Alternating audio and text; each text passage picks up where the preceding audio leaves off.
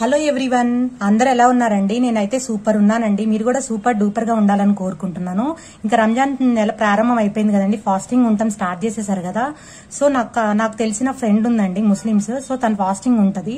So తన కోసం నేను షీర్ కుర్మా నా స్టైల్లో నేను చేసి చూపిపోతున్నాను. సో చూసేయండి మీరు కూడా. సో ఫస్ట్ దానికి కావాల్సిన పదార్థాలు ఏంటంటే ఒక 100 గ్రామ్స్ సేమియా అండి. దీని సేమియానే అంటారు కదండి. సో ఇంకేమైనా అంటారో ఎవరికైనా తెలిసి ఉంటే నాకు కామెంట్ బాక్స్ లో చెప్పండి. నేనైతే 100 గ్రామ్స్ సేమియా తీసుకున్నానండి. సో నెక్స్ట్ 2 టేబుల్ స్పూన్ అండి బాదం, 2 tablespoon, 2 tablespoon cashew nut అండి, జీడిపప్పు, అండ్ 1 టేబుల్ స్పూన్ కిస్మిస్ అండి. ఇంకా దీంట్లో చాలా వేసుకుంటారండి నట్స్, బట్ నా దగ్గర అవైలబుల్ గా ఉన్న నట్స్ నేను వేసాను. సో నెక్స్ట్ కండెన్స్డ్ మిల్క్ అండి. ఇప్పుడు అందరికి తెలుసు కదండి దీన్ని కండెన్స్డ్ మిల్క్ అంటారు కదా. సో నేను అది ఒక 5 టేబుల్ స్పూన్స్ వేసానండి దీంట్లో. అండ్ షుగర్ అండి, షుగర్ ఒక 5 టేబుల్ స్పూన్స్. అండ్ ఇలాచీ అంటారు కదండి, ఇలాచీ నేను ఇలా తీసి దంచి పెట్టేసుకున్నాను, ఒక 4 ఇలాచీ అండి. అండ్ ఇదేమో కోవా అండి, నచ్చిన వాళ్ళు వేసుకోండి లేకపోతే లేదు. నేను ఒక 2 టేబుల్ స్పూన్ కోవా తీసుకున్నాను. అండ్ 1 లీటర్ మిల్క్ అండి, కాచి పెట్టాను. సో ఎప్పుడైనా 100 గ్రామ్స్ కి షీర్ కుర్మాకి 1 లీటర్ మిల్క్ కరెక్ట్. ఫస్ట్ ఒక 3 టేబుల్ స్పూన్స్ గీ వేసుకోండి అండి. నేను ఇంగ్రీడియంట్స్ లో గీ చూపించలేదండి. సో ఇప్పుడు చెప్తున్నాను, ఒక 3 table spoons or 4 table spoons. చూసారు కదా ఈ స్పూన్ తో అండి, నేను గీలో వేసే స్పూన్ తో పెడుతున్నాను.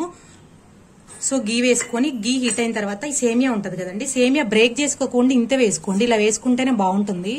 సో ఇది గోల్డెన్ బ్రౌన్ కలర్ వచ్చిన తర్వాత చూపిస్తాను. సో మంచిగా వేపుకోండి, మనం వేపేటప్పుడే కొంచెం ఇరిగిపోతాయి, సో నో ప్రాబ్లం. సో కొంచెం ఇట్లా కట్ చేయకుండా వేపుకుంటే ఏమవుతుందంటే కొంచెం తిప్పుకోవటం కొంచెం కష్టం అవుతుందండి.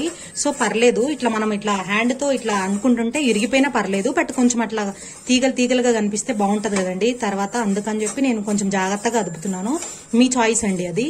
సో మంచిగా గోల్డెన్ కలర్ లో ఫ్రై చేసుకోవాలండి. సో మన నార్మల్ సేమియా కన్నా ఈ సేమియా త్వరగా కలర్ వచ్చేస్తాయండి. సో సిమ్ లో పెట్టి వేపుకోండి, హైలో పెట్టొద్దు. సో చూస్తున్నారు కదండి, మనకి కలర్ మారుతుంది. సో గోల్డెన్ కలర్ మనకి ఈజీగానే వస్తుంది, చూసారు కదా. సో ఇంకొంచెం ఫ్రై చేద్దామండి 1 మినిట్. సో చూస్తున్నారు కదండి, ఇందాక మనకి సేమియా అనేది చాలా పొడుగ్గా ఉంది కదా. సో చూసారు ఎంత కట్ అయిపోయిందో. ఇప్పుడు అదే మనం కట్ చేసి వేస్తే ఇంకా కట్ అయిపోతాయండి, అందుకే నేను అలా వేసాను. చూసారు కదండి, మనకి మంచిగా బ్రౌన్ కలర్ లో వచ్చేసినాయి కదా. ఇప్పుడు ఫ్లేమ్ ఆఫ్ చేసేస్తున్నాను. సో ఇప్పుడు నట్స్ ఫ్రై చేసుకోవడం కోసం, జీడిపప్పు బాదం ఉన్నాయి కదండి, ఫ్రై చేసుకోవడం కోసం ఒక 3 టేబుల్ స్పూన్స్ గీ వేసానండి. సో హీట్ అయిన తర్వాత నట్స్ వేసేద్దాం. సో చూస్తున్నారు కదండి, నేను ఫస్ట్ జీడిపప్పు వేస్తున్నాను. సో జీడిపప్పు వేసిన తర్వాత బాదం తర్వాత పిస్తా పప్పు అండి. సో మీకు ఎలా కుదిరితే అలా నట్స్ వేసుకోండి, మీ ఇష్టం అండి. సో నాకు ఇలా ఇష్టం కాబట్టి మేము ఇలా వేసుకుంటున్నాము. సో నట్స్ ఆప్షనల్ అండి, చెప్పాను కదా ఇంట్లో ఉండే ఇంగ్రీడియంట్స్ నేను యూజ్ చేస్తానండి. సో మా ఇంట్లో అవైలబుల్ గా ఉన్న నట్స్ తో నేను చేస్తున్నాను. సో ఇది మంచిగా ఫ్రై చేసుకోవాలండి.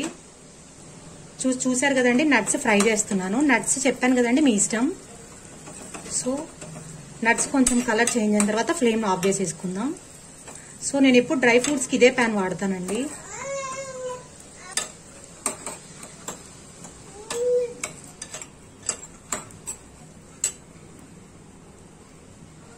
చూసారు కదండి, మనకి నట్స్ ఫ్రై అయిపోయినాయి. సో ఇప్పుడే కిస్మిస్ వేసేద్దాం. సో కిస్మిస్ త్వరగా ఎగుతుంది కాబట్టి లాస్ట్ లో వేసుకోండి. నట్స్ ఫ్రై అయిపోయినాయి. సో నట్స్ ఫ్రై అయిన తర్వాత నేను ఇట్లా ప్యాన్ లో వేసుకుంటానండి, ఎందుకంటే ఈ హీట్ కి మళ్ళీ మాడిపోతాయి అని చెప్పేసి. యాక్చువల్ గా మీకు అంత లాంగ్ కనిపించదని చెప్పి నేను మిల్క్ బాయిల్ చేయలేదండి. సో మీరు సేమియా వేపుకున్న తర్వాత పాలు అనేది బాగా మరిగించుకోండి. ఈ షీర్ కుర్మాక్ అనేది పాలు ఎంత మరిగితే అంత టేస్ట్ ఉంటుంది. సో నేను కాగబెట్టిన పాలని చెప్పాను కదండి. సో ఇప్పుడు కొంచెం మరిగిస్తాను. సో కొంచెం మరిగిన తర్వాత మీకు చూపించేస్తాను. సో ఎప్పుడైనా మీరు పాలు మరిగించాలనుకుంటే మందం కళాయి పెట్టుకోండి. సో అప్పుడు అడుగంటకుండా ఉంటుంది. సో నాకు ఎందుకో దాంట్లో మాడతాయి అనిపిస్తుంది. సో అందుకని చెప్పి నేను వేరే ప్యాన్ తీసుకున్నాను. సో ఈ 1 లీటర్ పాలు అనేది కొంచెం మరిగిద్దాం. సో పాలు అనేది హైలో పెట్టి మరిగించుకోండి, ఏం ప్రాబ్లం ఉండదు. సో మందం ప్యాన్ పెట్టుకోండి, చెప్పాను కదా, అంటే అడుగు ప్యాన్ అనేది కొంచెం మందంగా ఉండాలి. సో చూస్తున్నారు కదండి మన పాలు ఎంత మరిగిపోయినాయో. సో మనకి తెలుస్తుందండి, మనకు పాలు అనేవి కొంచెం థిక్గా అయిన తర్వాత కొంచెం ఒక పాలు పక్కకు తీసుకోండి. ఆ పక్కకు ఎందుకు తీసుకోవాలో నేను తర్వాత చెప్తాను. ఒక 3 టేబుల్ స్పూన్స్ పక్కకు తీసుకోండి. సో ఫుల్ వీడియో చూస్తే తెలుస్తుందండి. సో పక్కకు పాలు ఎందుకు తీసానో కూడా. సో కొంచెం పాలు మరిగినాయి కదండి. సో ఇప్పుడు పాలు మరిగిన తర్వాత వేపు పెట్టుకున్న సేమియా ఉన్నాయి కదండి, నేను పక్కకు తీసుకొని ఒక ప్లేట్లో వేసేసుకున్నాను. ఆ సేమియా వేసేద్దాం. సో ఇది ప్లాస్టిక్ కాదండి, సో ఏం కాదు. సో అందుకని ఇలా వేస్తున్నాను. సో కిచెన్ లో వంట చేసేటప్పుడు బెటర్ టు అవాయిడ్ ప్లాస్టిక్ అండి. సో ఎందుకంటే మనం తెలియకుండానే కొన్నిసార్లు ఇట్లా గంటలు పెడతాం కదండి, అప్పుడు ప్లాస్టిక్ అతుక్కుపోతుంది. సో చూస్తున్నారు కదండి, ఇప్పుడు కొంచెం సిమ్ లో పెట్టుకోండి, పొంగుతాయి లేకపోతే. సో సిమ్ లో పెట్టుకొని సేమియా కొంచెం కుక్ అయిన తర్వాత నెక్స్ట్ ఏంటో చెప్తాను. సో చూస్తున్నారు కదండి, ఒక 5 minutes కి సేమియా కుక్ అయిపోయిందండి. సేమియా కుక్ అయిందా లేదా తెలుసుకోవాలంటే ఇలా పెట్టుకొని ఇలా మెదిపి చూడండి, ఇలా స్మాష్ అయిపోతుంది. స్మాష్ అవుతుంటే సేమియా కుక్ అయినట్టండి. సో సేమియా కుక్ అయింది కాబట్టి మనం షుగర్ ఇప్పుడే వేసుకున్నాము. సో ముందే వేసుకోకండి, ముందే వేసుకుంటే సేమియా కుక్ అవ్వదు షుగర్. సో సేమియా కుక్ అయిన తర్వాత షుగర్ వేసుకుందాం. సో షుగర్ మెల్ట్ అవుతుందండి. సో ఇప్పుడే కండెన్స్డ్ మిల్క్ కూడా ఇప్పుడే వేసేసుకుందామండి.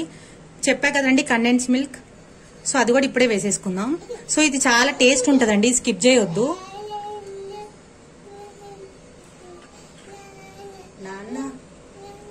నాన్న సో ఇప్పుడు షుగర్ మెల్ట్ అయిపోయిందండి. సో మనకి హీట్ లోనే షుగర్ మెల్ట్ అయిపోతుందండి. సో ఇప్పుడు కోవా వేస్తున్నాను, ఒక 2 tablespoons కోవా అండి. సారీ అండి, మా పాప మాట్లాడుతుంది, so ignore that. So khoa వేసాము కదండి, కోవా కూడా మంచిగా ఇట్లా మెదుపండి, ఇట్లా అంటే స్మాష్ లాగా చేయండి. సో కోవా కూడా మెల్ట్ అయిపోతుంది. ఇది అన్స్వీటెడ్ కోవా అండి. సో నేను అది ఇంట్లోనే చేసుకుంటాను. ఎప్పుడైనా పాలు ఎక్కువ ఉన్నప్పుడు చక్కగా బాగా మరిగించి థిక్ అయిన తర్వాత అది రిఫ్రిజిరేటర్ లో స్టోర్ చేసుకుంటానండి. అలా స్టోర్ చేసుకుంటే మనకు ఒక 6 months 7 months ఉంటుందండి కోవా అనేది. సో ఆ రెసిపీ కావాలంటే ఎవరైనా కామెంట్ బాక్స్ లో చెప్పండి, చేసి చూపిస్తాను. సో మనకి ఇంకా అంతా అయిపోయినట్టేనండి. సో ఇప్పుడు లాస్ట్ లో ఇలాచీ వేద్దామండి. సో ఇలాచీ వేసేసి మళ్ళీ ఒకసారి మిక్స్ చేసుకొని మనం డ్రై ఫ్రూట్స్ ఫ్రై చేసుకున్నాం కదండి. సో ఫ్రై చేసుకున్న డ్రై ఫ్రూట్స్ అన్ని వేసేద్దాం. చూసారు కదండి, మన డ్రై ఫ్రూట్స్ మన ఇష్టం అండి, చెప్పా కదా డ్రై ఫ్రూట్స్ మనం ఏవన్నా వేసుకోవచ్చు, బట్ ఇవి ఉండాలి మినిమం. సో ఇప్పుడు డ్రై ఫ్రూట్స్ కూడా వేసిన తర్వాత అట్లా ఒక పొంగు రానిద్దామండి. పైకి కనిపిస్తుంది కదండి, అలా పొంగు రానిచ్చిన తర్వాత మనం ఫ్లేమ్ అనేది ఆఫ్ చేసేద్దాం.